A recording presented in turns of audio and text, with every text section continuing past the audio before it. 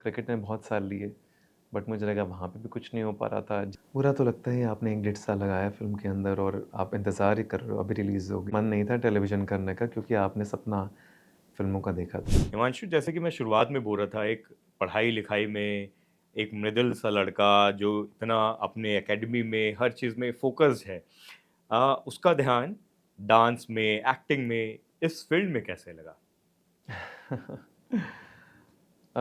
मुझे लगता है इन सब की शुरुआत होती है शायद 3rd स्टैंडर्ड से। जब पता नहीं मेरे ज़हन में क्या आ गया था कि मुझे ऐसा लगा कि पता नहीं, मैं भी कल इनफैक्ट अपने दोस्त से भी बात कर रहा था इस बारे में। और मैं कभी-कभी सोचता हूँ वो इतनी गहरी बात कहाँ से आ गई कि अ, इस दुनिया में आए हैं तो कुछ ऐसा करें जिससे आपका नाम सुनहरे अक्षरों में लिखा जाए। मुझे लगता है वहाँ से शुरुआत हुई। और मतलब कुछ आए हैं तो कुछ बेहतरीन, कुछ खूबसूरत, कुछ बहुत बड़ा करें। तो शायद इसीलिए पढ़ाई की भी शुरुआत हुई यहाँ पे कि अच्छे से पढ़ेंगे। फिर उसके साथ ज़ाहिर-सी बात है, जब आप अच्छे से पढ़ते हो तो आपके ज़हन में सबसे पहले आता है आपको अवार्ड चाहिए, आपको ट्रॉफ़ीज़ चाहिए, आपको फर्स्ट आना है। तो 3rd स्टैंडर्ड में फर्स्ट, 4th स्टैंडर्ड में फर्स्ट, 5th स्टैंडर्ड में first in all the sections. और इसके पीछे भी कहानी है। अगर आप कहें तो मैं छोटी-सी, बिल्कुल, हाँ, बिल्कुल, प्लीज़। कहानी बस इतनी सी है कि 3rd स्टैंडर्ड में first semester, second semester, 3rd semester रहते होते थे हमारे। First term, second term, third term बोलते थे हम। तो मैं फर्स्ट टर्म में सेकंड आया, फर्स्ट टर्म में थर्ड आया, सेकंड टर्म में भी थर्ड आया। और मुझे याद है सेकंड टर्म में जब थर्ड आया तो मेरी टीचर ने मेरी रिपोर्ट कार्ड देखी, she was my class teacher. उन्होंने मेरी रिपोर्ट कार्ड देखी एंड शी सेड थर्ड। और पता नहीं उन्होंने क्या, उन्होंने वो थर्ड देख के मुझे ज़ोर के थप्पड़ मार दिया उस समय। एंड शी टोल्ड मी कि क्या हिमांशु सारी ज़िंदगी थर्ड पे अटके रहोगे, आगे नहीं बढ़ोगे? तो पता नहीं something happened at that point of time. And उस थर्ड स्टैंडर्ड के थर्ड टर्म जो फाइनल टर्म था, फिर उसमें मैं सेकंड आया। थर्ड से फिर सेकंड हुआ, फिर फोर्थ में फर्स्ट आया, फिफ्थ में फर्स्ट आया, सिक्स्थ में फर्स्ट आया, सेवन्थ में फिर स्कूल चेंज हो गया था। और मुझे लगता है वहीं से शुरुआत हो गई थी, कुछ कुछ बहुत कमाल का करना है। और मुझे लगता है शायद वो एक ना फ़ेमस होने का जो हमारे ज़हन में होता है ना कि हमें अपनी ज़िंदगी में नाम हासिल करना है, शोहरत हासिल करनी है, तो वो फर्स्ट आने से मिलती थी वैलिडेशन बहुत ज़्यादा।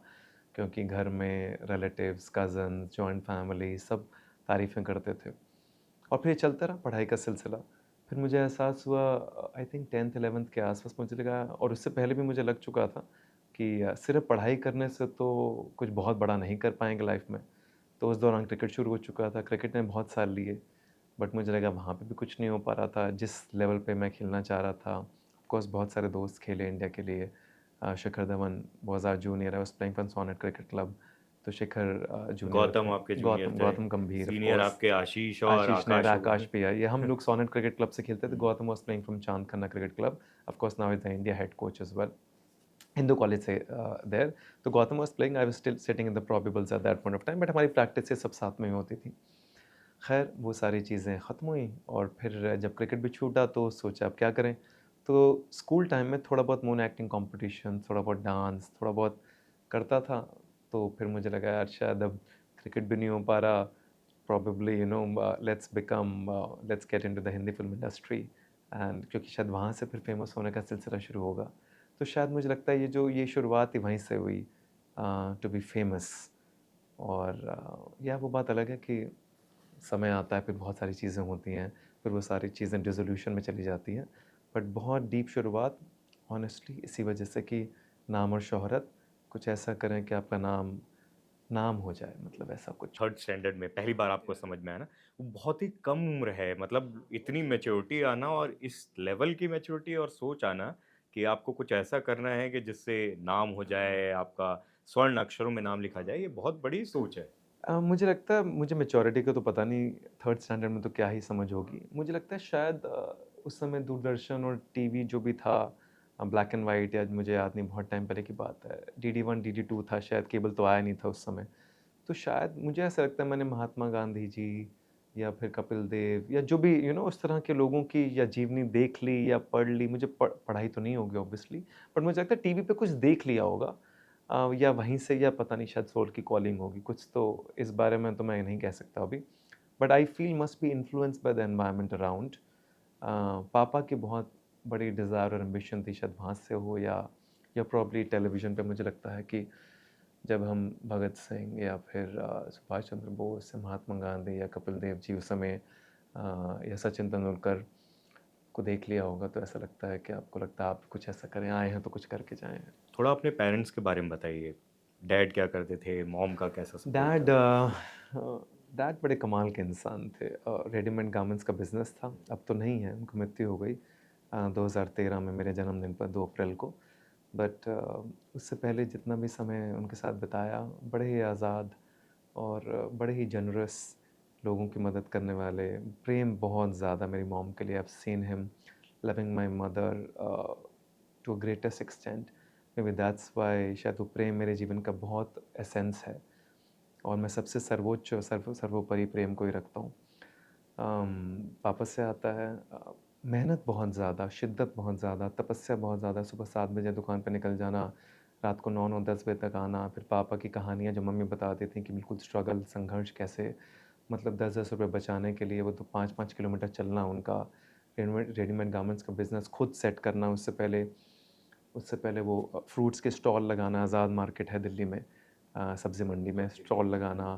फिर वो फ्रूट्स का बिज़नेस ना चलना, फिर कपड़े के थान लेकर आना लुधियाना से, वहाँ पे धागे का काम करना, फिर वहाँ मतलब बहुत सारी शिद्दत, तपस्या मम्मी जो सुनाती थी, क्योंकि मॉम एंड डैड की लव मैरिज हुई थी।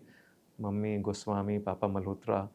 तो उनके भी शायद पेरेंट्स मान नहीं रहे थे। फिर धीरे-धीरे कुछ टाइम के बाद बीच में मेरे मौसा जी थे, फिर उन्होंने सुलह करवाई, और मतलब सुलह इन द सेंस कि मनाया दोनों घर वालों को, दोनों तरफ के पेरेंट्स को, और उनकी फिर शादी हुई, फिर हमारा जन्म हुआ। बट मॉम काफ़ी घरेलू हाउसवाइफ जीवन भर। और बस यही ऐसा कुछ कि मॉम और डैड के साथ पता ही नहीं चला जीवन। फिर ऑफ कोर्स मैं बचपन से शायद अपनी धुन में ही रहता था। वो सेकंड थर्ड स्टैंडर्ड से क्रिकेट खेलने का बहुत शौक होता था, तो गलियों में, गार्डन में खेलता रहता था बस सुबह से लेकर रात तक। ये सिलसिला चलता रहा हिंदू कॉलेज फाइनल ईयर तक। ये मैंने देखा है अक्सर कि जो पढ़ाकू टाइप के होते हैं ना लड़के, एकेडमिक्स में जो अच्छा कर रहे होते हैं, उनका ध्यान सिर्फ़ वो फ़ोकस्ड होते हैं सिर्फ़ पढ़ाई में। फिर वो दूसरी चीज़ें extra curricular activities, dance, cricket वो सब के बारे में सोच ही नहीं पाते। लेकिन आप पढ़ाई भी अच्छा कर रहे थे, उसमें नंबर्स अच्छे आ रहे थे। उसके अलावा आप जब क्रिकेट खेल रहे थे, वो भी अच्छा खेल रहे थे। डांस और एक्टिंग और बाकी चीज़ें भी कर ले रहे थे। ये शुरू से मल्टी टैलेंटेड थे कैसे बैलेंस कर पा रहे थे इतनी सारी चीज़ों में? आई डोंट नो, मुझे बस इतना पता था कि स्कूल होता था, स्कूल में अच्छे से पढ़ाई करना, और ट्यूशन होती थी 2 घंटे की, और उसके बाद मेरा क्रिकेट होता था। तो मुझे लगता है उस समय तो कोई, आज की डेट में तो मल्टीटास्किंग और बैलेंसिंग बहुत सारी चीज़, उस उतनी छोटी सी उम्र में क्या ही समझ में आएगा। बस इतना टीचर्स अच्छे होते थे, और टीचर्स का फेवरेट होता था, लाडला होता था उनका।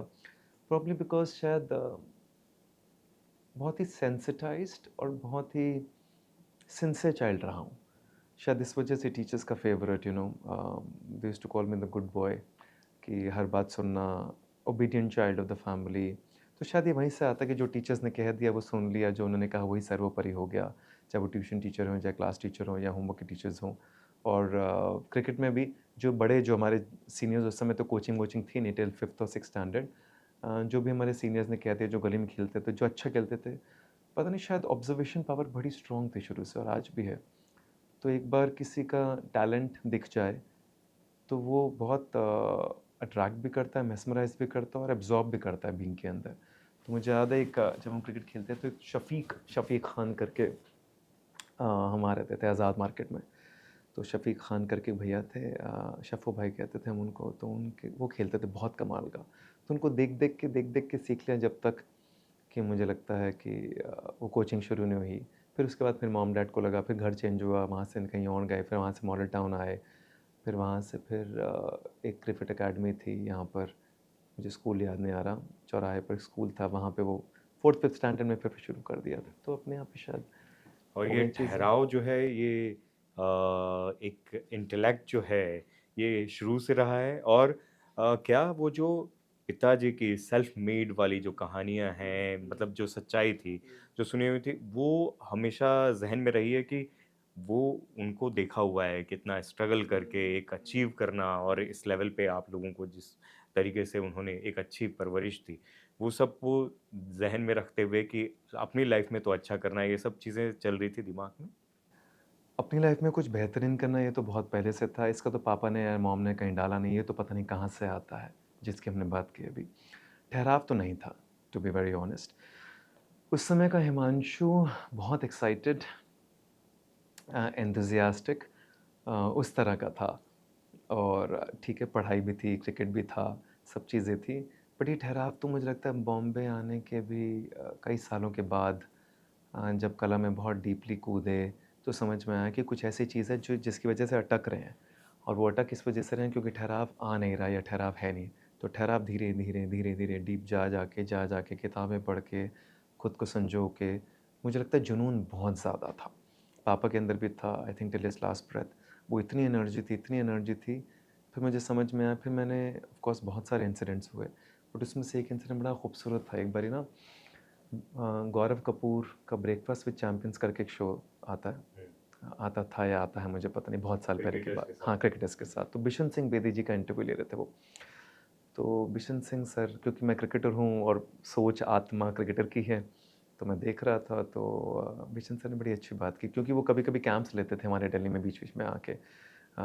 तो बिशन सर ने बड़ी अच्छी बात की कि यार, अम, कि बहुत कम लोगों में ऐसा होता है कि जिनके अंदर जुनून और सुकून का सही मिश्रण होता है। और उन्होंने वो मिश्रण सिर्फ एक इंसान में देखा है इतने 20-30 सालों में, और वो है एम एस धोनी। तो I personally as it is adored him. तो जब उन्होंने बात की तो मुझे समझ में आया कि जुनून बहुत सारा है, लेकिन सुकून की कमी है। तो सुकून और जुनून का जब तक सही मिश्रण नहीं होगा ना, तब तक जीवन आगे बढ़ नहीं पाएगा। वरना क्या होता है, वो सारी एनर्जी ना आग की तरह कभी कभी आपको ही जलाती रहती है अननेसेसरली। तो बेहतर ये है कि वो आग और पानी, जुनून और सुकून का एक सही मिश्रण, तब जाके it becomes a lethal combination. So this ठहराव केम अब, आते आते, समझते समझते, ज्ञान के साथ, समझ के साथ, विवेक के साथ, जीवन को देखने के साथ, उसको समझने के साथ, उसकी सारी ठोकरें खाने के बाद, तभी आता है ठहराव। विवेक का बहुत ज़्यादा हाथ है, मतलब ज्ञान का। किताबें पढ़ना, किताबें तो मुझे लगता है 19-20 साल का था तब से पढ़ रहा हूँ। जब से क्रिकेट छूटा था, क्रिकेट छूटा तो समझ में नहीं आया कि क्यों छूटा है, क्योंकि डैड ने फाइनल ईयर में बोल दिया था कि छोड़ दो, अब तुम नहीं हो पाएगा, you are wasting your life. तो मैं, अपने दोस्त था मेरा गौरव जुनेजा करके दिल्ली में, उसका वहाँ पे काम है दिल्ली में इलेक्ट्रॉनिक्स का। तो हम लोगों ने साथ में स्कूलिंग की। तो उसके ना ऐसे शेल्फ पे, आशीष, वो you can win Shiv Khera की किताब पड़ी हुई थी, और जो उसने पढ़ी भी नहीं थी, उस मैंने पता नहीं ऐसे उठा ली और मैं ले गया अपने घर। वो घंटाघर में रहता था, मैं गुजरावाला टाउन में रहता था। तो मैं ले गया और मैंने वो पढ़नी शुरू की। एंड आई स्टिल फील, उस पहली बार उस किताब को पढ़ के लगा कि यार, मेरे अंदर ना फियर ऑफ फेलियर था, जिसकी वजह से मैं क्रिकेटर नहीं बन पाया। तो I used to perform so well in nets and everything, practice matches में, बट जब कोई बड़ा मैच आ जाए, कुछ आ जाए, तो मैं आउट हो जाता था, क्योंकि मैं घबरा जाता था। Something was not right. तो खैर, पढ़ पढ़ के फिर समझ में आया। फिर मुझे उस दिन समझ में आ गया कि यार, जब तक ये विश्वास अपने ऊपर नहीं होगा ना, तब तक आप कैसे एक्सपेक्ट करेंगे दुनिया आप पर विश्वास करे। तो बड़ा ज़रूरी है इस विश्वास को बिल्कुल संपूर्ण करना, फिर किताबें पढ़ना, समझना, लोगों से सीखना, मेंटोर्स, टीचर्स, उनकी गाइडेंस। तो मेरे लिए पूरा ब्रह्मांड गुरु है, जो मुझे सिखा दे, जो मुझे जीवन में एक कदम आगे बढ़ा दे, वही गुरु है जो रास्ता दिखा दे। एमबीए कर रहे थे, फर्स्ट ईयर में एक छुट्टियों का दौर था और उस बीच में जी सिने कोच, वो कैसे हुआ लाइफ में? एमबीए एक्चुअली फर्स्ट ईयर हो चुका था, सेकंड ईयर जब शुरू होने वाला था, थर्ड और फोर्थ सेमेस्टर, तब ये सिने स्टार्स हुआ। मैं उससे पहले थोड़ी बहुत मॉडलिंग कर रहा था, राहुल दत्ता के साथ पोर्टफोलियो वगैरह खिंचवा लिया था, थोड़े बहुत पंजाबी म्यूज़िक वीडियोस शुरू हो चुके थे। क्योंकि एमबीए शुरू हुआ, तो मुझे ऐसा था यार, वहीं पे ना एमबीए में जाते ही, आमिटी में जाते ही, मुझे याद है, क्योंकि जब क्रिकेट ख़त्म हुआ तो बहुत उदासीन था कि अब तो वो नहीं बन पाएंगे जो बनना है। तो पापा ने कहा कि चलो, तुम पढ़ाई में बहुत अच्छे हो तो कैट एग्ज़ाम की तैयारी करो। तो कैट की तैयारी की, शिद्दत से तैयारी की, 83-84 परसेंटाइल आए। उस समय बहुत ज़्यादा नहीं होते थे, 91-92 चाहिए होते थे। तो आमिटी में दाखिला बड़ी आसानी से मिल गया। वहाँ पे पहले दिन ही, वहाँ पे ना प्रेजेंटेशंस होती थी। तो प्रेजेंटेशंस में ना, ओरिएंटेशन में मुझे बुलाया गया बोलने के लिए कुछ। तो मैंने, क्योंकि मैं पहले मोनो एक्टिंग स्कूल में करता था, तो बोलना और डिबेट, स्पीचेस, कॉम्पिटिशन सब स्कूल में था। तो मैंने बहुत अच्छे से बोला। फिर उन्होंने मुझे आगे बढ़ाना शुरू कर दिया, फ्रेशर्स पार्टी में परफॉर्मेंस, मॉडलिंग भी कर लो, ये भी कर लो, वो भी कर लो। तो वहाँ से कुछ जागृत हो गया। फिर मैंने फोलियो खिंचवा लिया, फिर उसके बाद थोड़े पंजाबी म्यूज़िक वीडियोज़ कर लिए। फिर जब सेकंड सेमेस्टर ख़त्म हो गया और 3 महीने का ब्रेक था मई, जून, जुलाई का, तब सिने स्टार्स की ये वो कॉम्पिटिशन जो शुरू हुआ ज़ी सिने स्टार्स की खोज, जिसका ना पायलट एपिसोड शूट हो रहा था दिल्ली में करोल बाग में किसी ऑडिटोरियम में, किसी बैंक्वेट हॉल में। तो गजेंद्र सिंह जी आए हुए थे जो उनके क्रिएटर एंड फाउंडर, ज़ी के उस समय सारेगामा बहुत बड़ा शो था उनका, and Zee cine stars was his baby. और रोशन अब्बास सर एंकरिंग के लिए आए हुए थे। तो उन्होंने क्या किया था मुझे याद है, उन्होंने ना मॉडल कोऑर्डिनेटर्स को फ़ोन किया होगा, थिएटर आर्टिस्ट को फ़ोन किया होगा कि सारे मॉडल्स को भेज दो, सारे थिएटर आर्टिस्ट को भेज दो। तो कुछ 200-250 लोग आए थे। It was a pilot episode, a survey episode. तो हुआ क्या, वहाँ पे जितने भी थिएटर आर्टिस्ट थे दे कुड नॉट डांस, और जितने भी मॉडल्स थे they could not act. So I could act a little, I could dance a little and I was a little good looking for them. तो तीनों चीज़ें combination बैठ गई और मैं जीता फिर वहाँ से। और जीतने के बाद फिर उन्होंने बनारस बुलाया, फिर वहाँ से जीते, फिर मुंबई बुलाया, फिर मुंबई में जीतते गए, फिर सिने स्टार्स की जर्नी आगे बढ़ी टॉप 3 तक। फिर उसके बाद फिर टेलीविज़न, फ़िल्में, सारी चीज़ें। और जीतने के बाद मुझे याद है राज सिप्पी की फ़िल्म जी, थी, राज सिप्पी की फ़िल्म की हालाँकि थी। वो कभी बन नहीं पाई। हाँ, नहीं बन चुकी थी फ़िल्म, हाँ, रिलीज़ नहीं हुई। रिलीज़ नहीं हुई हाँ, उसका मतलब। टाइटल उन्होंने बाद में चेंज करके रखा था कूल बेबी कूल। लेकिन वो ज़िंदगी का सबसे बेहतरीन एक्सपीरियंस मुझे लगता है ज़िंदगी की, बहुत, बहुत कमाल के डायरेक्टर। मैंने बहुत डायरेक्टर्स के साथ काम किया है इतने 20 सालों में, लेकिन उनके जैसा डायरेक्टर नहीं था कोई। हाँ, मतलब वो बड़े कमाल के, डड्डू सिप्पी बोलते थे। उन्होंने सत्ते पे सत्ता बनाई, अक्षय सर को लॉन्च किया था सौगंध में, और उसके बाद 5-6 फ़िल्में उनके साथ भी बनाई। जितनी इज़्ज़त, जितनी समझ उन्होंने मुझे दी ना, मुझे नहीं लगता किसी ने दी। मैं 20-21 साल का था उस समय।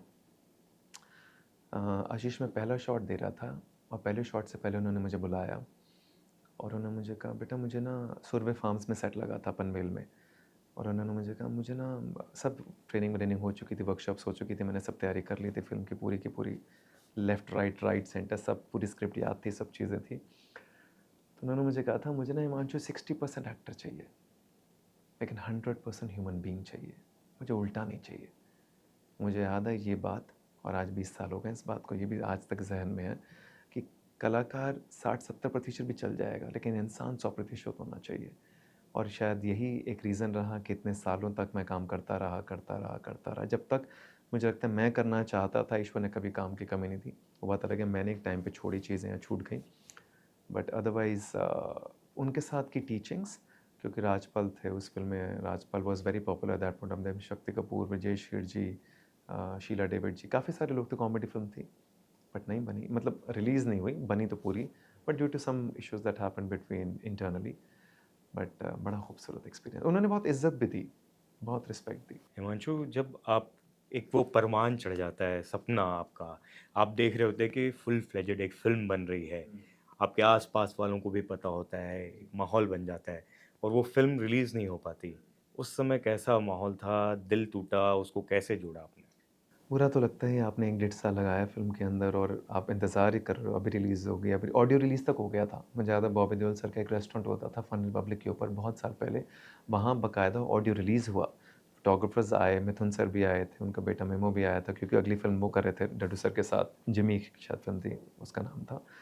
तो बहुत कुछ हुआ, but it did not release, and वो फिर रिलीज़ कैसा था कि वो प्रोड्यूसर्स कहते थे अगले महीने, अगले महीने, अगले महीने करते 1 डेढ़ साल निकल गया। फिर मुझे याद है मेरी मॉम ने कहा था, बेटा काम करने आए हो, काम करो। तो अगर फ़िल्में नहीं मिल रही, फिर एक और फ़िल्म भी साइन की थी, वो भी शुरू नहीं हुई। फिर 2007 की बात है, फिर वो ज़ी नेक्स्ट शुरू हुआ था, नया टेलीविज़न चैनल ज़ी का, यूथ बेस्ड शो था, 23-24 साल उम्र थी। तो हमने सोचा, मॉम ने कहा कोई नहीं काम करो, टेलीविज़न ही सही। तो उस समय मन नहीं था टेलीविज़न करने का, क्योंकि आपने सपना फ़िल्मों का देखा था, बट फिर टेलीविज़न शुरू किया। फिर वो टेलीविज़न जब शुरू हुआ तो एक शो से दूसरा करते-करते 12, 13, 14, 15, मुझे याद है कितने सारे शोज़ कर लिए बैक। हिमांशु, जब आप एक वो सोच के आते हो और आपने प्रॉपर वो इतने हज़ारों लोगों के बीच में फाइनलिस्ट बनते हो, ज़ी सिने उस समय पहला आपका बहुत बड़ा पहला शो, सीज़न उस था समय और का बहुत बड़ा सबसे शो। बड़ा, और वो अपने आप में अलहदा शो था। जी। मतलब वहाँ पर डांस, एक्ट, आपको हर तरीके से जो एक हमारे स्टार। जजेस भी बहुत हाँ, बड़े-बड़े, गीता महेश कपूर, हाँ, महेश मान मांजरेकर, बिल्कुल सही। लेट सतीश कौशिक, सतीश महेश कौशिक जी, मांजरेकर, केन घोष बहुत बड़े थे उस समय, जी, फिदा आ चुकी थी, इश्क आ इवन चुके थे। शामक डवर और Shiamak was Geeta there, Kapoor yes. जी, ये सब लोग थे शामा, उसमें। Geeta Kapoor, Pappu Malu, then we had Ganesh Acharya, Ahmed Khan, बहुत बड़े सब कोरियोग्राफर, सब। और वो Vikram Fadnis was designing our clothes at that point of time, yes. उन सब के बीच में से आप अपने फाइनलिस्ट बनते हो और फिल्म भी मिलती है राज सिप्पी जैसे बड़े डायरेक्टर के साथ। वहाँ से आपको पता रहता है कि अब लाइफ अलग लेवल पे जाने वाली है। लेकिन जहाँ आपको डेस्टिनी में कुछ लिखा होता है अलग और वो वहाँ से गाड़ी उस तरीके से आगे नहीं बढ़ती, फिर टीवी की दुनिया में आते हो। कैसे वहाँ पर वो जो एक मन था, इतना वो बड़ा नाम करने का जो शुरू से रखा हुआ था, टीवी की दुनिया में आके क्या रियलिटी चेक मिला? थोड़ा-सा थोड़ा-सा मीडियम बहुत अलग है, क्योंकि फ़िल्म में क्या होता था, समय भी था, सीन की तैयारी भी होती थी, सीन बहुत सही तरीके से, क्योंकि फ़िल्म के लिए हम पैसे देते हैं। 300-400 रुपए देते हैं, आप थिएटर में देखने जाते हैं, 2 घंटे की फ़िल्म होती है। टेलीविज़न 40 मिनट का, या उस समय भी 25 मिनट का एपिसोड होता था, रोज़ बनना है, Monday to Thursday, Monday to Friday, Monday to Saturday. तो back to back scenes, back to back scenes, back to back scenes. और कुछ सवाल पूछे जाएँ तो उनके जवाब नहीं मिलते थे। किसी किरदार के बारे में थोड़ी बहुत ऊपर-ऊपर की बातें। बस यही होता था कि सभी कहते थे टेलीकास्ट जाना है, टेलीकास्ट जाना है, ज़्यादा सवाल मत पूछो। तो मुझे लगता है फिर पहले कुछ महीनों में समझ में आ गया था, सिर्फ सवाल पूछने वाला मीडियम है नहीं। वो इसलिए क्योंकि यहाँ किसी के पास समय नहीं है, क्योंकि हर कोई Monday to Friday, Monday to Saturday में उलझा हुआ है। फिर एक सीन के बाद दूसरा, back to back to back to back to back. हाँ, लेकिन उससे सबसे खूबसूरत बात ये हुई कि आप ना मेंटली बहुत टफ़ हो जाते हो। वो इतनी टफनेस आ गई कि कोई चल रहा है कैमरे के पीछे से, कोई आ रहा है, कोई जा रहा है, कहीं शोर मच रहा है, कोई कुछ बोल रहा है। आप अपने क्लोज़अप के लिए बिल्कुल स्थिर, बिल्कुल सहज हो जाते हो completely. You are so laser sharp focus, and आपका को-स्टार आपके साथ है, नहीं है, वो कहीं गया हुआ है, उसका डुप्लिकेट लगा हुआ है, या आप सिर्फ़ क्लोज़अप दे रहे हो ब्लैंक वॉल पे, या वो सारी चीज़ें आप अपने किरदार को, जो आपको समझ में आता रहता है, वो आप छोड़ते नहीं हो। एक और खूबसूरत चीज़ टेलीविज़न की ये होती है कि आप लीनियर में शुरू करते हो टेलीविज़न, कभी नॉन लीनियर शुरू नहीं होता। फ़िल्म हमेशा नॉन लीनियर शुरू होती है कि आप 65th सीन पहले कर रहे हो, फर्स्ट सीन छूटा हुआ है क्योंकि लोकेशन अभी ये मिल गई है, फिर आप 30th सीन करते हो, फिर आप 82nd सीन करते हो, फिर आप 40th करते हो, फिर आप 25 दिन के बाद फर्स्ट सीन करते हो। यूजुअली इसी फर्स्ट सीन लीनियर तो नहीं शुरू होता फ़िल्म में, क्योंकि पहला, दूसरा, तीसरा सीन बाद में होता है जब तक सब लोग सुर में आ जाते हैं। टेलीविज़न की सबसे खूबसूरत बात होती है, जो एक्टर के लिए बड़ा अच्छा हो जाता है, कि सब चीज़ें लीनियर हैं। आज पहले लम्हे से सब कुछ शुरू होगा तो उस किरदार की समझ और ज़्यादा बारीक हो जाती है। तो ये बड़ी अच्छी चीज़ रही। और फिर बहुत साल किया, समझा, महसूस किया। वहाँ पे भी अवार्ड फंक्शंस हुए, वहाँ पे भी अवार्ड मिले भागों वाली के लिए, जो शो था ज़ी टीवी पे। बहुत सारे शोज़ भी किए, एप्रिसिएशन भी मिली। और वो मीडियम भी वही था उस समय, फ़िल्मों का तो सोचा ही नहीं था। फिर तो छूट गई फ़िल्में जब टेलीविज़न में वो गए, कि फिर तो सरेंडर था, पूरा समर्पण, कि अब अ, हमने तो समर्पित कर दिया, अब ईश्वर चाहेंगे तो होगा, नहीं होगा तो नहीं होगा, उसमें क्या दिक्कत। हिमांशु, जब नाम हो जाता है टीवी में, अवार्ड्स मिल रहे होते हैं, पैसा अच्छा खासा होता है और लगातार काम हो रहा होता है, क्योंकि जब एक फेस बन जाता है ना टीवी का कोई, तो इस चैनल से उस चैनल में वो आप वही सेट जो फेस होते हैं उनको लेना चाहते हैं। और माशाल्लाह आप अच्छे दिखते हैं, एक्ट अच्छा करते हैं, एक समझ है और ठहराव है, तो वो होता ही है। उस कंफर्ट ज़ोन से निकलना, उस थोड़ा-सा एक ग्रीड से निकलना बड़ा मुश्किल होता है। कैसे तोड़ा उसको? मुझे ऐसा लगता है कि नियति ना बहुत बड़ी चीज़ है। अम, जब मैं फ़िल्में करना चाहता था तो ईश्वर चाह रहे थे कि मैं ये फ़िल्में नहीं रिलीज़ होंगी। अभी पहले तो टेलीविज़न कर, जीवन भर का तजुर्बा हासिल कर, मेंटली टफ़ हो जा, मेंटली एक्सपीरियंस कर ले सारे किरदार अलग-अलग सब चीज़ें। और उसके बाद जब मैंने इसको बिल्कुल समर्पित कर दिया, सरेंडर कर दिया कि चलो ईश्वर चाह रहे हैं टेलीविज़न, ये यूनिवर्स चाह रहा है टेलीविज़न, तो टेलीविज़न ही सही। और उसके बाद वो रियलिटी शो हुआ नच बलिए, फिर हम लोग जीते हमों के साथ। फिर खतरों के खिलाड़ी हो गया, फिर एक और शो किया डॉक्टर रोशनी। और फिर पता नहीं, जैसे मैंने ख़त्म किया कुछ ही महीने के बाद या 5 महीने के बाद, मैंने सोचा नहीं था कोई फ़िल्म मिलेगी। फिर वजह तुम ऑफ़र हो गई मुझे टी सीरीज़ की, जो विशाल पांड्या ने डायरेक्ट की। पता नहीं, विशाल से मुलाकात हो गई थी, पहले से जानते थे, उसने कहा ऐसे एक रोल है तो करेगा? मैंने कहा ऑफ़ कोर्स फ़िल्म करेंगे अगर बुलाओगे तो। तो कोई टेस्ट भी नहीं हुआ, कोई स्क्रीन टेस्ट नहीं, he just locked me and he said shoot करेंगे। मैंने कहा ठीक है, तो अपने आप ही हो गया। हाँ, वो बात अलग है कि 2016 में फिर अचानक से जब वो वजह तुम ख़त्म हो गई, तो फिर एक नया मोड़ आया जीवन के अंदर, जहाँ पे एक्टिंग भी छूटी कई सालों तक। खैर वो एक अलग चीज़ है।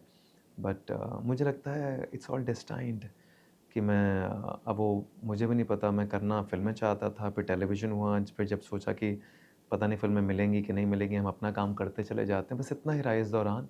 मेरे टीचर्स ने बड़ी अच्छी बात कही थी, जो एक्टिंग टीचर्स हैं, आज भी हैं, 20 साल हो गए। इसे टेलीविज़न में जा रहे हो बेटा, बस कंप्लेसेंट मत होना। बस ये मत सोचना क्योंकि रोज़ के पैसे मिलेंगे, अच्छे खासे पैसे मिलेंगे। Just be very, very truthful and honest to your art. ये मत सोचना कि पैसे मिल रहे हैं तो कोई भी लाइन बोल दो, कैसे भी बोल दो, क्या फ़र्क पड़ता है, कौन देख रहा है, आज एपिसोड आएगा चला जाएगा।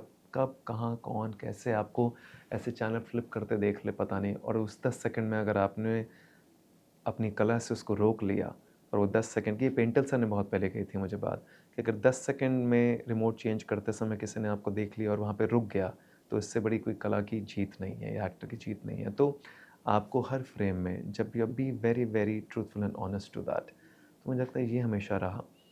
चाहे जितना भी किया, जो भी किया, जैसे भी किया, अपने साथ पूर्ण संपूर्ण उसको दे के किया, शायद उसी का फल होगा जब ईश्वर का लगा होगा। ये ब्रह्मांड मुझे लगता है देखता है आपको। वो देखता है कि जब आपकी डिज़र्विंगनेस बढ़नी शुरू हो जाती है ना, तो कहते हैं हाँ, अब ये तैयार हो गया लड़का या लड़की जो भी है, तो इसको उठाओ, अब इसको कहीं और उठा के डालते हैं, जिसका समय आ गया। तो शायद ऐसे कुछ है मुझे लगता है। तो मुझे भी ऐसे उठा के, क्योंकि मैंने उसके लिए कोई ख़ासा मेहनत की नहीं, वो अपने आप ही पाथ्स इंटरसेक्ट हुए, अपने आप ही विशाल ने बोला और अपने आप ही वो फिल्म शुरू हो 2016 एक छोटा वक्फा आपने ब्रेक के बारे में गई। जी। बताया। इट्स वेरी पर्सनल, अगर आप नहीं, बताना मुझे कोई चाहें। दिक्कत नहीं, हाँ, पर्सनल तो मेरी लाइफ़ तो ओपन हाँ, बुक है। अगर बताना चाहें कि क्यों वहाँ पर एक ठहराव वो रुकावट क्यों आई? हाँ, वो भी जीवन, मुझे लगता है अगेन ईश्वर चाह रहे थे कि कुछ नया सीखना, बहुत गहरा कुछ बाकी रह जाएगा। तो उसको भी मैं, उस रास्ते को भी शायद मैं पूर्ण संपूर्ण कर लूँ। 2016 अगस्त-सितंबर की बात है, ये वजह तो वो ख़त्म हो चुकी थी। एक पायलट एपिसोड था ज़ी का, जिसके लिए मुझे अप्रोच किया गया, और जैसे वो एक था टाइगर, जो फ़िल्म आई थी, रविंद्र कौशिक जी के ऊपर कहानी थी, इंडियन स्पाई इन अ पाकिस्तान आर्मी। तो उसके बाद उन्होंने मुझे बुलाया, और मैंने टेस्ट दिया, उनको पसंद आया, पैसे-वैसे तय हुए। उन्होंने कहा चंडीगढ़, अमृतसर, नाभा जेल, सब जगह शूट करेंगे, और एक कहानी है 20 साल के लड़के से लेकर 55 साल के लड़के, मतलब पूरी कहानी है। तो बहुत कमाल का रोल, यूजुअली टेलीविज़न में आपको ऐसा मिलता नहीं है रोल, और इसके फिर फाइनली एपिसोड्स बनेंगे। अभी हम पायलट एपिसोड शूट कर रहे हैं। तो उसके लिए बहुत ख़ासा मेहनत, मुझे लगता है कि आपको 20 साल का भी प्ले करना, 55 साल का बूढ़ा भी प्ले करना है, बीच में एक्शन भी है, फाइट सीक्वेंसेस भी हैं, बहुत सारी ट्रेनिंग भी चल रही है। तो ख़ैर वो कंप्लीट किया मैंने, फिर मैं आया, और आने के बाद समवेयर आफ्टर गणपति इन सितंबर 2016, अगस्त और सितंबर मुझे याद नहीं, कि मेरे प्रोड्यूसर्स का फ़ोन आया। I was in the living room and they said Himanshu, वो ना पायलट हमने जो शूट किया था, वे शेल्फिंग इट, उसको बंद कर रहे हैं। तो मैंने कहा क्या हो गया? कह रहे नहीं, वो चैनल को कुछ ऑब्जेक्शंस हैं, कुछ इश्यूज़ हैं, अब हम रीशूट तो नहीं कर सकते, दोबारा वापस जाके पूरे क्रू को लेके जाना, तो we are shelving the project. तो बस काफ़ी बुरा लगा। फिर अम्मू आई, मुझे याद है, बाहर से, और उसने पूछा कि क्या हुआ है, एंड आई टोल्ड हर कि ऐसे-ऐसे हुआ है। तो she started crying at that point of time, and she said तुम में ना कुछ और भी है, जो बाहर नहीं निकला है अभी, वो मैंने देखा है इतने सालों में, because I been with you, और थोड़ा बहुत नच में लोगों ने देखा होगा। तुम उसको बाहर निकालो, तुम एक्टिंग करना चाहते हो करो, which is okay, but there something more which is deep inside you. तुम कुछ सेशंस वगैरह करो, लोगों से मिलो, बातें करो। तो मैंने कहा क्या करूँ? कह रही वो मुझे पता नहीं, वो तुम डिसाइड करो। तो उस रात आशीष कुछ पता नहीं क्या हुआ, पता नहीं कुछ तो बदल गया उस रात, एंड आई सेड चलो करते हैं।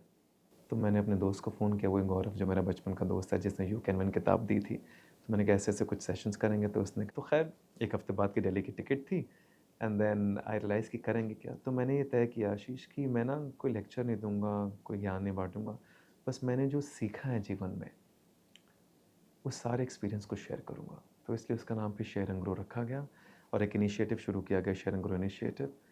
वो उसका फिर सेशन जब मैंने शुरू किए, पहला सेशन किया तो मैंने याद है मैंने कॉल बैक किया था अम्मू को, एंड आई सेड आज मुझे ना जो मैं करके आ रहा हूँ उसके आगे एक्टिंग बहुत छोटी लग रही है मुझे, कि I am just touching people directly, I am talking to them, I don't know, maybe God is blessed with some power to connect to them और to heal them, I don't know, something is there. तो वो बस शुरू हो गया। फिर उसके बाद तो दिन रात 24 घंटे, 365 days for 6 years till 2022 I was deeply involve with share and grow. यहाँ तक कि शेरशाह के सेट पे भी मैं शेयर एंड ग्रो की वीडियोज़ बनाता था। गली गुलियाँ प्रोड्यूस की थी मनोज बाजपेयी जी के साथ 2018 में, LA वेगस में जाके मैं वीडियोज़ बनाता था। फितूर था, बहुत बड़ा वाला फितूर, इतना I felt sharing group possessed me. मतलब एक होता है you think of an idea, sometimes the idea takes over you, and it just took over me, and it took me, और फिर obviously the whole spirituality, the whole Gita, Ashtavakra Gita, बहुत सारी चीज़ें, शास्त्र पढ़ना, उपनिषद पढ़ना, किताबें पढ़ना, लोगों को सुनना। मैंने एक्टिंग का कुछ ना देखा उस दौरान, बहुत सारे शोज़ को, बहुत सारी चीज़ों को मना भी किया।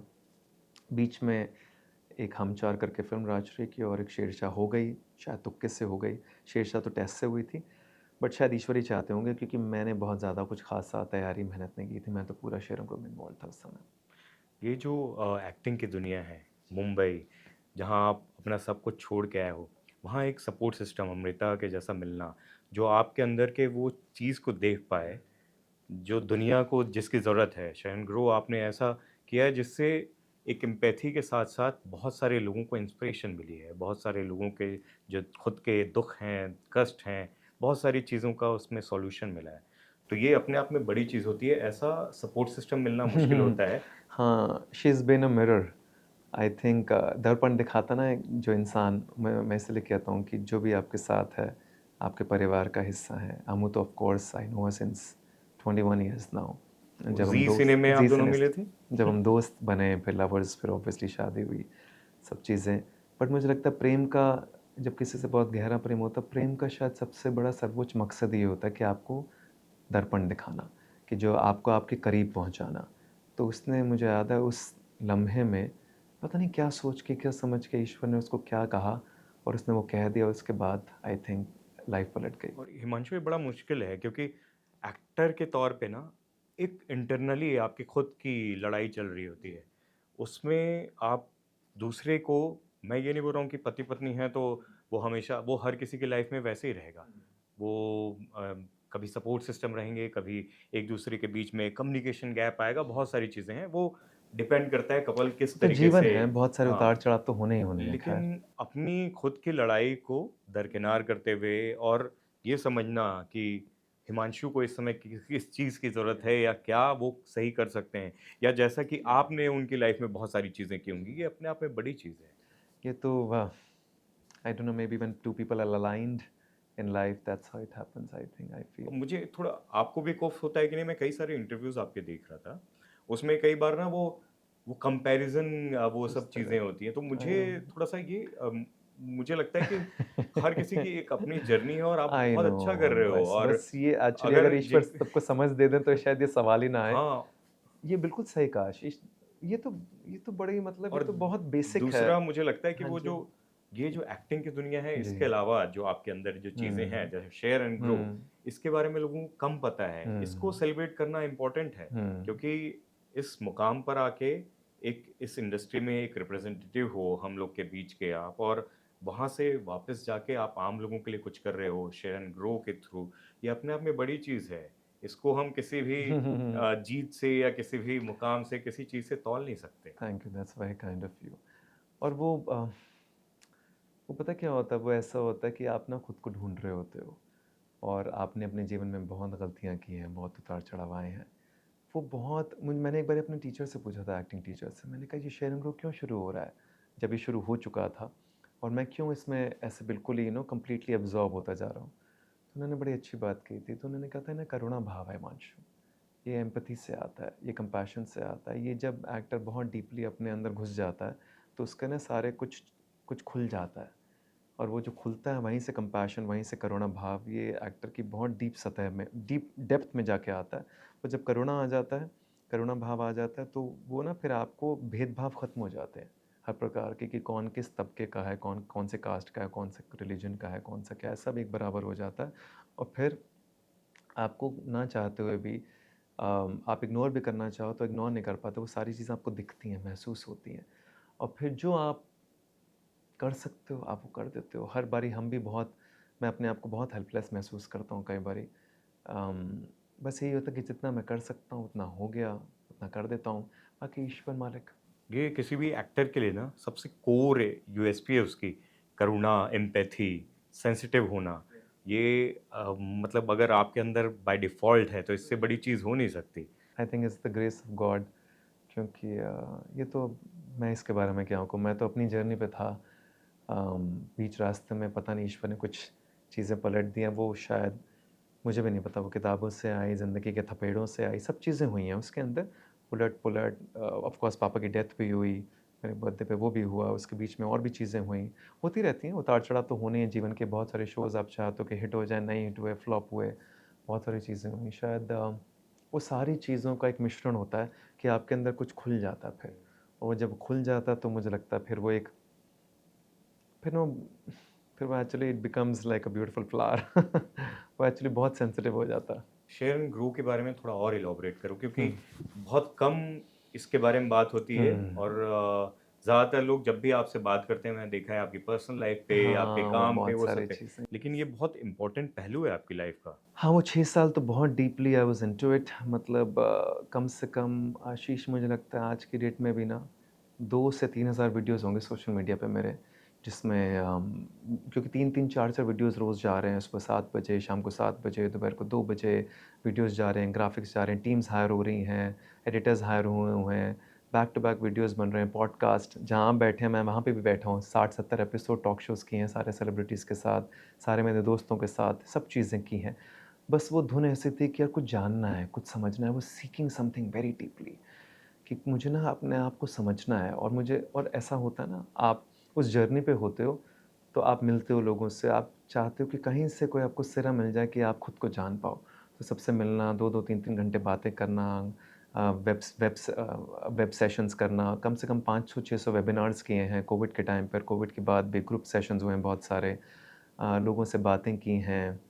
बहुत कुछ हुआ है उसके दौरान, मतलब हर टॉपिक से रिलेटेड, चाहे वो आपका ओवरथिंकिंग है, उसके ऊपर बड़े-बड़े नोट्स लिखे गए हैं, फिर उनको बताया गया है, बैक टू बैक समझाया गया है, फ़ॉरगिवनेस के ऊपर, लव के ऊपर, प्रेम पे कितने सेशंस हुए हैं। होते रहते हैं, अभी भी बहुत सारे शेयर एंड ग्रो के पार्टिसिपेंट्स हैं, और ये सब फ्री था। ऑलमोस्ट 6 साल तक जो भी हुआ, और इसमें बहुत सारी चीज़ें गई भी, सेविंग्स वेविंग्स भी काफ़ी गई, मैं काम भी नहीं कर रहा था, कुछ फाइनेंशियल इश्यूज़ भी हुए काफ़ी सारे। बट ठीक है, मुझे लगता है, और मैं वहाँ पे ना बहुत प्योरिटी रखना चाहता था, इसलिए मैं पैसा चाहता नहीं था कि पैसा यहाँ पर आए। ये धंधा नहीं है मेरा, ये बिज़नेस नहीं है, और मुझे यहाँ से पैसे नहीं कमाने, मुझे मुझे बस कुछ महसूस करना है बहुत डीपली। क्या तो ढूँढ रहे थे और क्या मिला आखिर में? जो कि अभी ढूँढ, भी चल हाँ, रहा आई है। नो, मैं ये कहने वाला था, हाँ, ढूँढ तो खुद को ही रहा था। हाँ। मुझे लगता है, हमें ऐसा लगता है कि हम किसी और की मदद कर रहे हैं, उसको हील कर रहे हैं। लेकिन आशीष, हम किसी की मदद नहीं करते, हम खुद को हील करते हैं। ये मुझे समझ में आया, पहली चीज़ तो ये। दूसरी चीज़ ये है, उस गिवन प्रोसेस में, म्यूचुअल गिव एंड टेक में शायद कुछ हो सकता है, बट मुझे बाद में समझ में आया, मैं जो भी ग्रहण कर रहा था जीवन से, इतना सब कुछ ग्रहण करने की क्षमता बहुत ज़्यादा है, लेकिन खुद को खाली करना भी ज़रूरी है। तो शेयर एंड ग्रो में खाली हुआ वो सब। मिसेज़ इंडिया सेशंस हुए, दुबई में सेशंस हुए, कॉर्पोरेट सेशंस हुए, लोगों ने कहाँ-कहाँ नहीं बुलाया, मैं 2-2 घंटे, डेढ़-डेढ़ घंटे लोगों से बातें कर रहा हूँ, पोडियम पे जाके स्पीचेज़ दे रहा हूँ, पचासों चीज़ें हो रही हैं। बट ये खुद को खाली करने का प्रोसेस था, और जो मिलना था, मुझे लगता है वो तो of course it's work in progress, वो चलता रहता है। बस यही है कि आप खुद के करीब तो पहुंच जाते हो। अब आपकी जो आपको समझ में आ जाता है कि ये सारा ना, ये सब, ये है मोह माया। ये है मिथ्या। वो कहते हैं यथा दृष्टि तथा सृष्टि।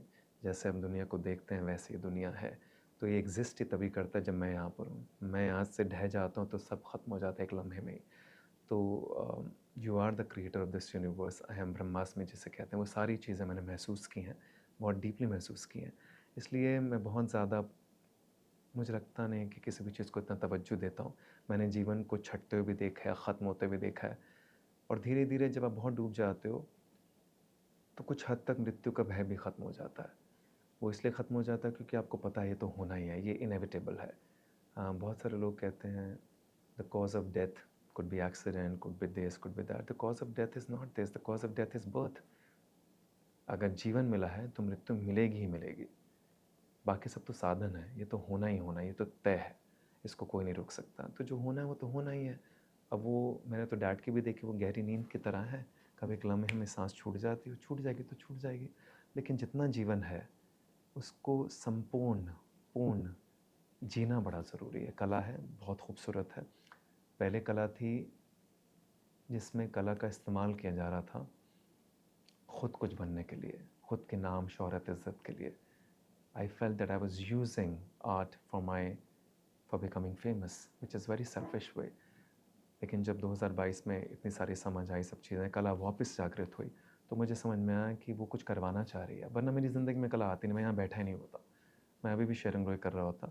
ये कला ने वापसी पलटी मारी है। वो मेरे ज़रिए कुछ करवाना चाहती हैं, this is what I felt. और वो जो करवाना चाहती है वो करवा लेगी मेरे ज़रिए। तो जब तक होगा, जितना होगा, जहाँ तक होगा, ठीक है। अभी संपूर्ण समर्पण में, so this body is the instrument by which this art will flow.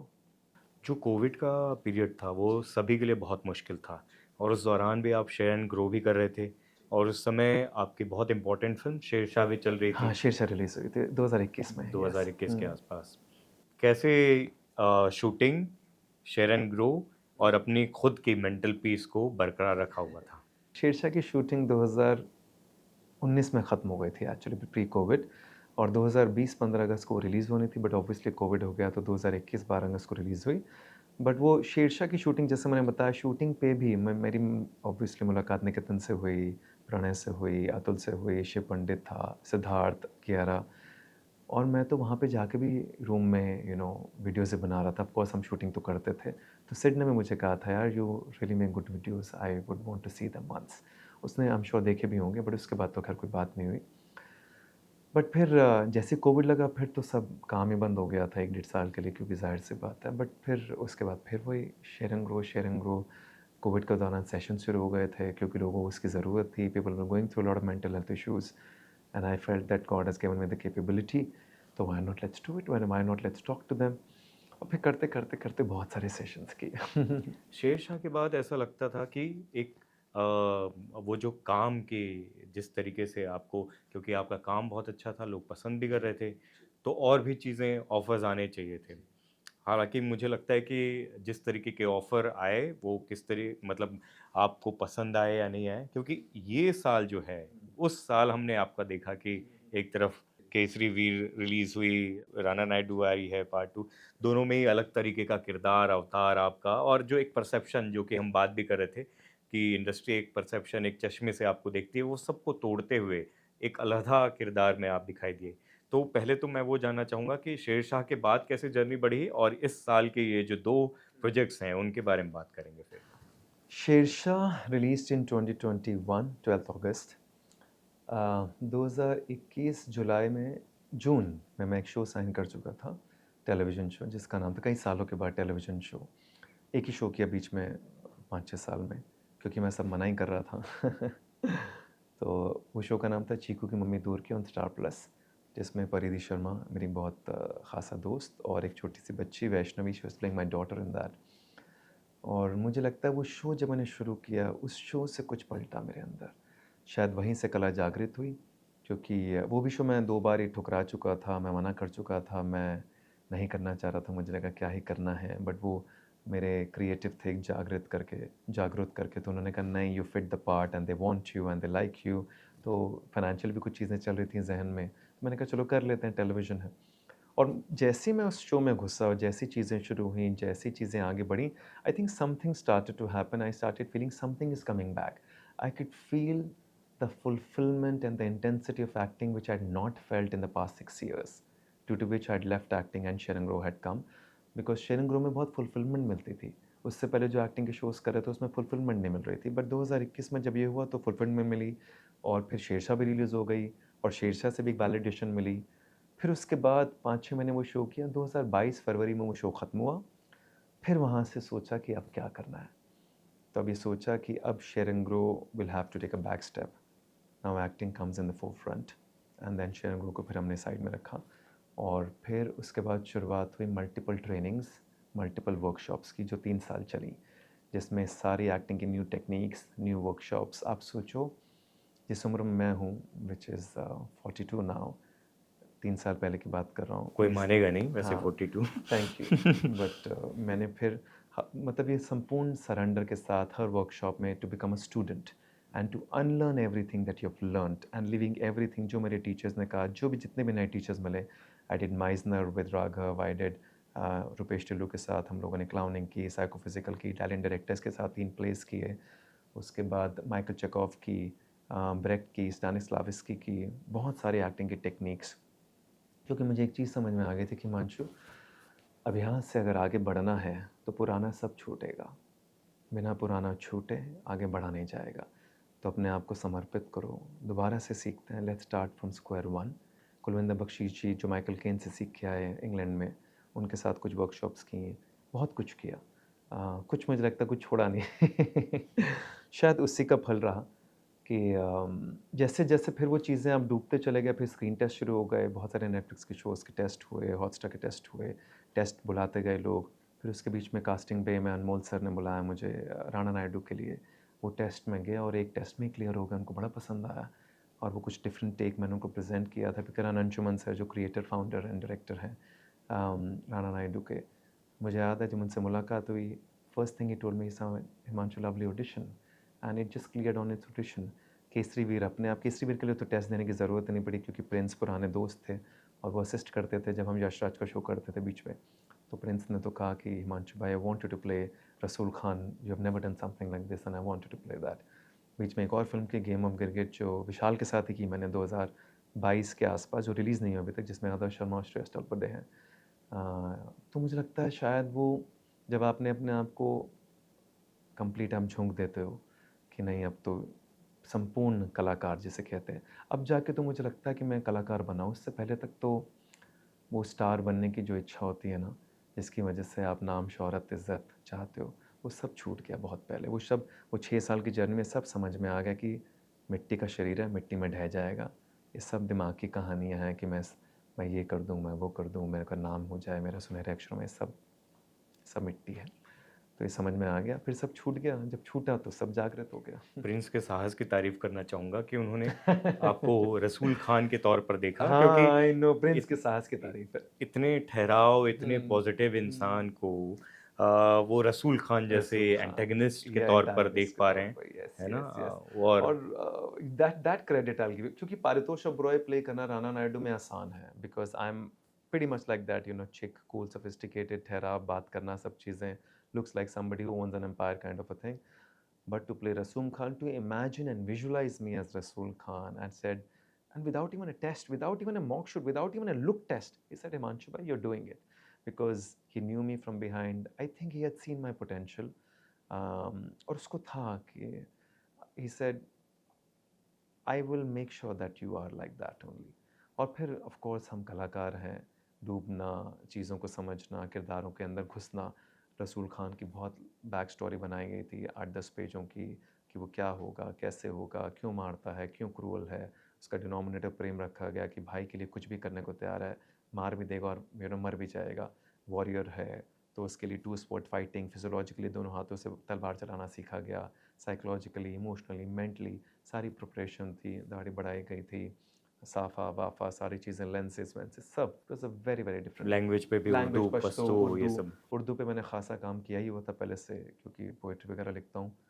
तो सब चीज़ें फिर again I think it's destined, and ईश्वर चाहते थे कि ऐसा, और दोनों चीज़ें साथ साथ रिलीज हुई, विच इज़ एब्सोल्युटली ऑपोजिट। और एज शूट भी साथ साथ हुई। जैसे ही लास्ट ईयर अराउंड मार्च में मैंने ख़त्म किया था रसूल खान, अप्रैल में I was shooting for Paritosh Oberoi in Rana Naidu. तो दोनों ही चीज़ें बिल्कुल ऑपोजिट हैं और अच्छा है, लोगों को पसंद आ रही है। बैक टू बैक रिलीज़ होती है तो I think it also helps in people understanding the range of an artist. सबसे बढ़िया कॉम्प्लीमेंट क्या मिला जो दिल के बहुत करीब हो, जिसने छू लिया हो? हाँ, ये तो ज़ाहिर सी बात है। लास्ट ईयर मैंने इसके बारे में मेंशन भी किया है। लास्ट ईयर जब फ़िल्म का केसरी वीर का एडिटोरियल कट सुनील सर ने देखा था, तो मैंने एक्सपेक्ट नहीं किया था कि उनका फ़ोन आएगा। उनका फ़ोन आया, प्रिंस के फ़ोन से फ़ोन आया, प्रिंस का फ़ोन आया, तो मैंने प्रिंस का फ़ोन उठाया, कह रहे हिमांशु भाई सुनील सर बात करेंगे। तो आई सेड ओके। तो ही सेड सुनील शेट्टी की सुनील आप बात शेट्टी जी कर की रहे बात हैं। करो, Sunil Shetty sir, hi this is Sunil Shetty and Himanshu, I just saw the first cut and your work is outstanding in the film. And he said this 3 times, outstanding, and I was so amazed and I'm very grateful and blessed कि उनको मैं बार बार ये कहता हूँ कि उनको क्या ज़रूरत है मुझे फ़ोन करने की। और फिर आदित्य पंचोली जी ने भी उसी फ़ोन से मुझे, मतलब उनसे फ़ोन लेके कहा कि अब बहुत बढ़िया काम किया हिमांशु, बहुत अच्छा लगा काम देख के। तो मुझे लगता है ये अपने आप में बड़ी खूबसूरत बात थी, and it made my day for that point of time. It made my moment at least, day तो मैं नहीं कहता क्योंकि मुझे लगता है हर चीज़ लम्हे में ख़त्म हो जाती है। That moment was very beautiful and I am very thankful to him कि वो नहीं भी करते, देख के कभी मिलते तो बोल सकते थे, लेकिन उन्होंने सामने से फ़ोन किया तो it's very encouraging of him. 20 साल के इस खूबसूरत से जर्नी में सबसे बड़े चैलेंजेस क्या रहे? मुझे लगता है ये जो पाथ से भटकना होता है ना, मतलब वो भटकना है या मिलना है ये पता नहीं लगता। अब जाके ऐसा लगता है कि वो भी डिटोर ज़रूरी था जो शेयर एंड ग्रो का था। मुझे लगता है उस जर्नी में वो जो अध्यात्म की जर्नी थी, वो जो खुद की जर्नी थी, क्योंकि पहले तो आप पाथ पे चल रहे होते हो, कभी काम है, कभी काम नहीं है, इतना ज़्यादा कोई दिक्कत होती नहीं। सॉरी। क्योंकि इतना काम आप कर चुके होते हो, आपको पता है आज नहीं तो कल मिल ही जाएगा, आपको अपने काम पे भरोसा भी होता है, बॉडी वर्क भी होती है। लेकिन जब जब बिल्कुल डाइवर्ट हो जाते हो, बिल्कुल पटरी से बाहर हो जाते हो ना, और उसके अंदर जब घुस जाते हो जहाँ पे आप कुछ खोज भी रहे हो, वहाँ पे काफ़ी, या वहाँ पे धज्जियाँ तो काफ़ी उड़ती हैं। क्योंकि जब खुद को खोजने के लिए ना मुझे लगता है वो सारी लेयर्स का पील ऑफ होना ज़रूरी है। हाँ, it's like some kind of a fire which also burns you, but till the time it burns you, it's like the ego burns itself in that fire which it chooses for itself, and from there वो ढह जाती है और फिर कुछ नया निकलता है। It's like rebirth. You are like a lone warrior, आपकी खुद की ये जर्नी होती हाँ, ये है। मेरी खुद की जर्नी है। और इसमें कई ऐसे मौके आए होंगे जब आप पूरी तरीके से टूट जाते हैं। कई बारी। उस मौके के बारे में बताइए और कैसे अपने आप को जोड़ा और हौसला इस तरीके से जोड़ा कि आज हम इस तरह की बात कर हाँ, पा रहे हैं और इसको सेलिब्रेट कर पा रहे हैं। दिक्कतें, परेशानियाँ, धज्जियाँ बहुत उड़ी हैं। I won't to deny that and which is absolutely okay. मुझे उसमें कोई परहेज़ नहीं है क्योंकि अगर वो नहीं होती तो मैं आज यहाँ कोई पर नहीं ऐसा होता। पल याद आता है जहाँ पर एकदम टूट गए? ऐसे एग्जैक्ट तो मुझे याद नहीं, बट मुझे इतना याद है। हाँ, शेयरिंग रो के दौरान जब चीज़ें चल रही थी, जब मैं काम को मना करे जा रहा था क्योंकि मेरा मन नहीं करता था काम करने का, फाइनेंशियली भी चीज़ें ऊपर नीचे हो रही थी, सारी चीज़ें, और उसकी वजह से इमोशनली भी चीज़ें ऊपर नीचे होती हैं। आप भी ना, ये ना ट्रांजिशन फेज़ होता है, आप आधे में हो, ना ये छूट पा रहा है, आप समझे? आधा छोड़ दिया है, और ये पता भी नहीं कि कहाँ जाना है, यहाँ पे क्या होगा कि कुछ नहीं होगा, कि आप बीच में हो बिल्कुल। ये जो बीच का रास्ता ना, व्हिच आई ऑलवेज़ सेड, कि जहाँ पुराना अभी छूटा नहीं है, थोड़ा-थोड़ा काफ़ी छूट गया लेकिन फिर भी उसकी सतह पकड़ी हुई है। आगे अननोन टेरिटरी है कि आप जा रहे हो, पता नहीं कुछ, घरवाले कहते थे, "क्या कर रहा है तू? मतलब क्या ज़रूरत है ये सब करने की? अच्छे भले काम कर रहे हो, बॉम्बे गए हो, एक्टिंग के लिए गए हो, ये क्या कर रहे हो? इसकी क्या ज़रूरत है? Why for the people so much? Why are you getting" मतलब उस तरह की, कि क्योंकि नहीं, हमारे घर किसी ने बड़ी अच्छी बात कही थी। हम कहते तो हैं हमें संतों से, योगियों से मोहब्बत है, हम उनको पूछते हैं, लेकिन मुझे ऐसा लगता है हमारे अपने घर में जब कोई पैदा हो जाता है ना, संत या योगी, तो हमें कतई बर्दाश्त नहीं है, क्योंकि उसकी जर्नी बड़ी कठिन होती है। तो मुझे ऐसा लगता है ये जो योगी वाली जर्नी है ना, मैं तो योगी कहता हूँ उस तरह की, संत तो पता नहीं खैर, बट योगी वाली जर्नी है। कुरुक्षेत्र के अंदर हो, ये वैसा ही कुछ है, और उसमें गीता ज्ञान भी मिल रहा है आपको जीवन से, ये ब्रह्मांड आपको सिखा भी रहा है, समझ भी रहे हैं, और सब चीज़ों के वार भी लग रहे हैं, ये वैसा ही कुछ है। तो वो जब आप बिल्कुल coming back to the same thing, जब आप अंधकार में होते हो ना, तो ऐसे बहुत सारे लम्हों में आपको समझ में नहीं आता, यू स्टार्ट क्वेश्चनिंग योरसेल्फ। एक टाइम पे तो मुझे ये भी था कि यार एक्टिंग तो नहीं है मेरे लिए, मैं हूँ ही नहीं एक्टर, मतलब I am not even an actor. और मैंने 12 साल काम करने के बाद मुझे मैं बस ये, आप ये खोजते ना मेरा जन्म किस लिए हुआ है, तो मुझे लगता है शायद एक्टिंग के लिए नहीं हुआ, अगर होना हो तो शायद उसी के ज़रिए कुछ हो जाता अब तक। मेरा जन्म किसी और चीज़ के लिए हुआ है, तो वो खोज रहा था। फिर उसके बीच में भटकन तो होगी ना, पता नहीं लगता क्या हो रहा है, नहीं हो रहा, होगा नहीं होगा, क्या ये रास्ता आगे बढ़ेगा नहीं बढ़ेगा, या ये बंद हो जाएगा, या जो पीछे छूट गया है वो भी रहेगा कि नहीं रहेगा। वो सारी चीज़ों में काफ़ी दिक्कतें होती हैं, बट ठीक है। बट जिस चीज़ ने संभाला, एक तो बीइंग अ क्रिकेटर, जो अनब्रेकेबल स्पिरिट, एक स्पोर्ट्समैन का स्पिरिट बड़ा अनब्रेकेबल होता है मुझे लगता है, वो शायद बचपन से था। दूसरा, मैं जेन्युइन नहीं कहूँगा, इस ब्रह्मांड ने मुझे संभाल लिया, द यूनिवर्स। आप इसको यूनिवर्स कहें, गॉड कहें, ईश्वर कहें, डिविनिटी कहें, मिस्टिक एनर्जी कहें, कुछ भी कहें, नाम कुछ भी हो, इस ब्रह्मांड ने जब जब मैं बिखरा हूँ, किसी न किसी बहाने, किसी न किसी इंसान को, कभी दोस्त के फॉर्म में, कभी गुरु के फॉर्म में, कभी मित्र के फॉर्म में, किसी न किसी फॉर्म में किसी को भेजा है, ऐसे बहुत खूबसूरती से नर्चर करके आगे बढ़ाने के लिए। ये मैंने अपनी ज़िंदगी में ऐसे बहुत सारे मिरेकल्स देखे हैं। ये शायद यही है कि अच्छे कर्मों का नतीजा कि आपने किसी के लिए कुछ किया और कोई और आके, और ऐसे ऐसे लोग आके चले भी गए, मतलब ऐसा नहीं कि वो हैं ज़िंदगी में, वो आए कुछ पलों के लिए, किसी ने कुछ कर दिया, किसी ने कुछ कर दिया, किसी ने कुछ कर दिया, किसी ने ऐसे हाथ कर दिया, किसी ने ऐसे हाथ रख दिया, किसी ने कुछ कर दिया और अपने चले गए। वो कहाँ पर है मुझे पता भी नहीं अभी। तो यही यही है ये ब्रह्मांड, magical psychology, the magical universe. इस समय का एम्बिशन क्या है? इस समय का कोई एम्बिशन नहीं है मेरा, मेरा एम्बिशंस ख़त्म हो गए, बस इतना करना था। कोई पॉइंट नहीं है, बेकार की चीज़ है। मैंने समझ ली ज़िंदगी के अंदर कि एम्बिशन से कुछ नहीं होता। बस ये है कि जब तक जीवन है कर्म करना है, कर्म करेंगे और डूब के करेंगे, उसमें फ़ना होके, उसमें अपने आप को साध के, जितना हुआ हुआ, नहीं हुआ नहीं हुआ। मेरे से पहले बहुत बड़े बड़े कलाकार आके चले गए, कौन पूछता है किसी को, मेरे बाद भी चले जाएंगे, मैंने ऐसा कौन सा कुछ कर देना है। बस ये है, जितना है उसके अंदर अच्छे से, सिंसेरिटी से डूब के, उसका पूरा लुत्फ़ उठा के, उसके अंदर से खुद को कुछ खोज के, कुछ अपने आप को इवॉल्व करके जीवन में आगे बढ़ जाना, बस जहाँ तक बढ़ पाएंगे। सक्सेस फेलियर क्या है आपके लिए? ये लम्हा है बस, सब कुछ, ना कुछ सक्सेस ना फेलियर, बिकॉज सब दिमाग के कॉन्सेप्ट हैं आशीष। हमारे सोशल स्ट्रक्चर के अंदर सब सक्सेस फेलियर चलता रहता है। ये वही वाली बात है, अभी कुछ लम्हों पहले आपने कहा था मुझे बड़ी खूबसूरत बात, कि जब अमृता मेरी बात कही थी ना सक्सेस फेलियर की, आपने कहा किसी ने देखा ही नहीं वो शेयरिंग ग्रो भी कितनी बड़ी चीज़ है, वो भी तो एक सक्सेस है ना। लेकिन लोग देखते नहीं हैं, लोगों ने अपने तरीके से देखा, उनके हिसाब से एज एन एक्टर में फेलियर, और शेयरिंग ग्रो की तो कोई वैल्यू नहीं। और आज जब मैं इस टेबल पे यहाँ चेयर पे बैठा हूँ और राणा नायडू और केसरी वीर की बात करें तो लोग सक्सेस कह सकते हैं। तो ये तो लोगों की अपनी परसेप्शन है, जिस बॉक्स से वो देखना चाहें, जिस चश्मे से वो देखना चाहते हैं वो देख सकते हैं मुझे। चश्मा उनका, उसका रंग भी उनका। ना मेरा कोई रंग है, ना मेरा कोई रूप है, मुझे लगता है।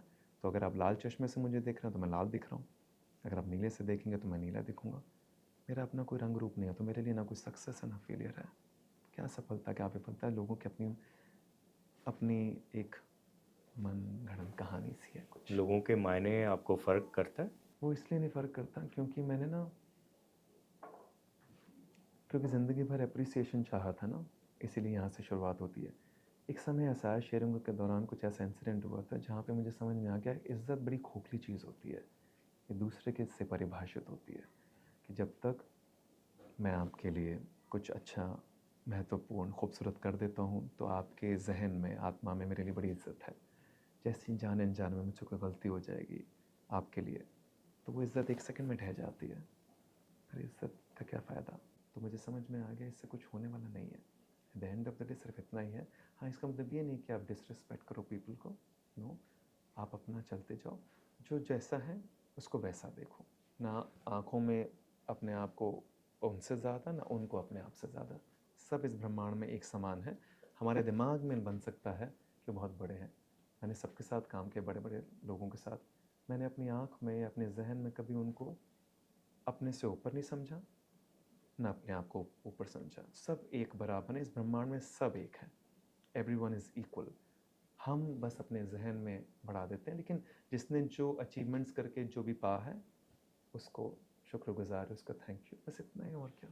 आखिरी और इम्पोर्टेंट सवाल, ऐसी इंडस्ट्री में जहाँ हर चीज़ छलावा है, मायावी है ब्रह्मांड मायावी है तो इंडस्ट्री तो बहुत छोटी सी चीज़ है। और हर कोई एक टैग, एक इमेज लेके चलता है, वहाँ पर इतनी प्योरिटी, इतनी ईमानदारी, इतना अनफ़िल्टर्ड होना, आपको नहीं लगता वो आपके लिए, आपके काम के लिए कहीं न कहीं एक जोखिम है? कोई नहीं, जोखिम है तो सही, क्या फ़र्क पड़ता है, जितना है उतना ही है बस। अब यही मिलेगा, अब काम मिले ना मिले, ईश्वर जो भी चाहे, जितना भी हो। ये वैसी बात है, शर्मन जोशी की ने बात कही थी ना थ्री इडियट्स में, कि सर नौकरी आप रख लो, इंसान मैं हूँ, आपको लेना है तो ठीक है, नहीं है तो भी ठीक है। तो मुझे ऐसा कुछ नहीं है। और यहाँ पे ना इस ब्रह्मांड में सबके लिए जगह है।